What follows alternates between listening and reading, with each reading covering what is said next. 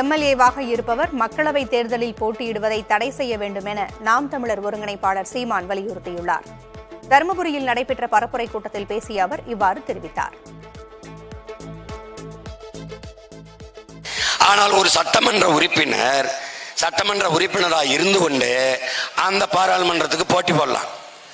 ஒருவேளை பாராளுமன்றத்தில் வென்றுட்டா இந்த பதவியை விட்டுருவார். எம்எல்ஏ ரொம்ப குறைஞ்ச பதவி விட்டுருவார். இப்ப அவர் விட்டுட்டதுனால என்ன ஆகும்னா, இந்த தொகுதியில இடைத்தேர்தல் வரும். இடைத்தேர்தல் வலுக்கட்டாயமாக ஒரு தேர்தல் ஒருவருடைய பதவி ஆசைக்காக மக்களின் மீது திணிக்கப்படுது. அதுக்கு அந்த தேர்தல் இடைத்தேர்தலை நடத்துவதற்கு ஆகிற செலவு மக்கள் மீது சுமத்தப்படுது. அப்ப என்ன சீமான் செய்யலாம்?